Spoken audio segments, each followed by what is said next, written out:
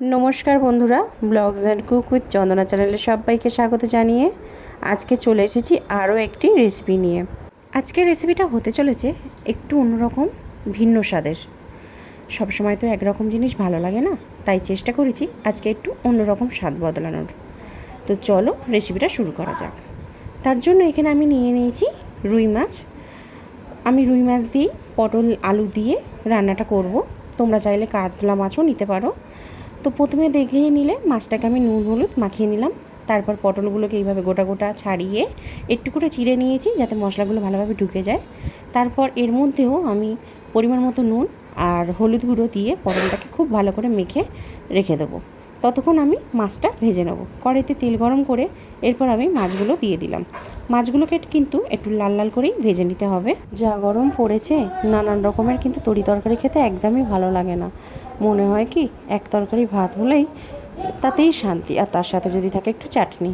তো সেই এক তরকারি ভাত করতে গেলে সেই তরকারিটা কিন্তু বেশ মজাদার না হলে আবার মুখেও যে উঠবে না। তোমরাও যদি এইভাবে কিন্তু এই মাছটা রান্না করে দেখো, এক তরকারি দিয়েই কিন্তু ভাত নিমেষেই শেষ হয়ে যাবে, গ্যারেন্টি দিয়ে বলছি। সত্যি অসাধারণ লাগে খেতে। তো কথা বলতে বলতে আমার কিন্তু মাছগুলো সব কটা লাল লাল করে ভাজা হয়ে গেছে। এরপরে নুন হলুদ দিয়ে মাখিয়ে রাখা পটলগুলোকে আমি ভেজে নেব। এদিকে ভাজাটা হোক, আর এখানে যে বলছিলাম একটু স্পেশাল মশলা অ্যাড করব, তার জন্য এখানে আমি 1 চামচের মতো জিরে শুকনো খোলায় ভেজে নিচ্ছি। আমি এখানে কাঁচা জিরে বাটা দেব না, জিরেটাকে ভেজে গুঁড়ো করব, তাই এখানে জিরেটাকে ভেজে নিচ্ছি। ভেজে নিয়ে তারপরে আমি জিরেটাকে শিলের মধ্যে গুঁড়ো করে নিলাম। এই ভাজা জিরের গন্ধটা কিন্তু অসাধারণ, আর তরকারিতে পড়লে এর স্বাদটা পুরো অন্যরকম হয়ে যায়। তোমরা এইভাবে একবার প্লিজ করে খেয়ে দেখো। এইবারে দেখো আমি জিরেটাকে কিন্তু গুঁড়ো করে নিচ্ছি। জিরেটা গুঁড়ো করে তুলে রেখে তারপরে আমি বেটে নেব একটু আদা বাটা। এইভাবে কিন্তু যদি তোমরা মশলাটা রেডি করে মাছটা রান্না করো তাহলে কিন্তু খেতে লাগবে দুর্দান্ত। দেখো জিরেটা গুঁড়ো হয়ে গেছে, এবার আমি আদাটাকেও বেটে নিচ্ছি। আদাটা বেটে আমি তুলে নেব। আদাটা বাটতে বাটতে আমার কিন্তু ওদিকে পটলগুলোও ভাজা হয়ে গেছে। দেখো কত সুন্দর লাল লাল হয়ে ভাজা হয়ে গিয়েছে না। এবার আমি পটলগুলোকে এক এক করে তুলে নেব। আর এই রান্নাটায় কিন্তু একটু তেলের পরিমাণটা বেশিই দিতে হবে।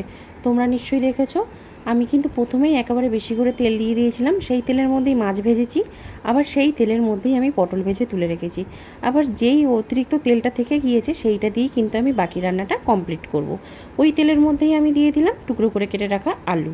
আলুটা দিয়ে একটু ভাজা ভাজা হয়ে যাওয়ার পর ওর মধ্যে দিয়ে দিলাম টমেটো কুচি। টমেটোটা যখন গলে আসবে তখন এর মধ্যে যে আদাটা বেটে রেখেছিলাম সেই আদা বাটাটা দিয়ে দিলাম। আদাটা যখন একটু কষানো হয়ে যাবে এরপর আমি মশলাগুলো অ্যাড করব। এখানে দিয়ে দিলাম পরিমাণ মতো নুন, 1 চামচ হলুদ গুঁড়ো আর 1 চামচ লঙ্কার গুঁড়ো। ঝালের পরিমাণটা যে যেরকম খেতে পছন্দ করো সেই রকমভাবেই দেবে। এরপর আমি অল্প একটু জল দিয়ে দিলাম, কারণ গুঁড়ো মশলা জল না দিলে তাহলে কিন্তু পোড়া গন্ধ লেগে যাবে। অল্প একটু জল দিয়ে আলুটাকে একটু কষিয়ে নিয়েছি। দেখো বন্ধুরা তেল ছেড়ে এসেছে। এরপর আমি এই অবস্থায় ভেজে রাখা পটলগুলো দিয়ে দেব। আলুটাও অনেকটা সেদ্ধ হয়ে এসেছে, আর ভেজে রাখা পটলটা দিয়ে আবারও বেশ কিছুক্ষণ কষিয়ে নেব। তাহলে কি হবে, পটলের মধ্যেও মশলাগুলো খুব ভালোভাবে ঢুকে যাবে, খেতে কিন্তু দুর্দান্ত লাগবে। দেখো কষাতে কষাতে অনেকটা পরিমাণ শুকিয়ে এসেছে এবং তেলটা একদম ছেড়ে গেছে। এরপর এই পর্যায়ে আমি দিয়ে দেবো পরিমাণ মতো জল। যে যতটা গ্রেভি রাখবে ঠিক সেইভাবে কিন্তু জলটা দিতে হবে। আমি এখানে কিন্তু অতিরিক্ত ঝোল রাখবো না, মাখা মাখা করব, তাই আমি সেরকমভাবেই একটু জল দিয়ে দিলাম। আর এখানে তো পটল আর আলু যথেষ্ট সেদ্ধ হয়ে এসেছে, তাই এখানে বেশি জল দেওয়ার প্রয়োজন নেই। জলটা দিয়ে খুব ভালো করে নাড়াচাড়া দিয়ে এরপর আমি ফুটতে সময় দেবো। দেখো বন্ধুরা ঝোলটাও অনেকটা ফুটে গিয়েছে। এরপর আমি এই পর্যায়ে দিয়ে দিলাম ভেজে রাখা মাছগুলো দিয়ে আবার বেশ কিছুক্ষণ ফুটিয়ে নেব। ফুটিয়ে নেওয়ার পর এর মধ্যে যেই ভাজা জিরেটা গুঁড়ো করে রেখেছিলাম সেই জিরের গুঁড়োটা দিয়ে দিতে হবে। দিয়ে ভালো করে নাড়াচাড়া দিয়ে বেশ কিছুক্ষণের জন্য ঢাকা দিয়ে ফুটতে দেবো। প্রায় 10 মিনিট ফোটার পর ঢাকনা খুলে দেখছি অনেকটা পরিমাণে ঝোল শুকিয়ে এসেছে। এই পর্যায়ে আমি এখানে 1 পিস 2 পিসের মতন আলু একটু ঘেঁটে দেবো, তাহলে কী হবে গ্রেভিটা আরও একটু ঘন হয়ে যাবে। এই পর্যায়ে আমি কিন্তু এবারে নামিয়ে ফেলবো।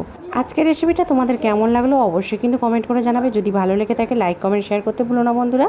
আমার যে সকল বন্ধুরা আমার চ্যানেলটাকে সাবস্ক্রাইব করে দিয়েছো তাদেরকে অসংখ্য ধন্যবাদ।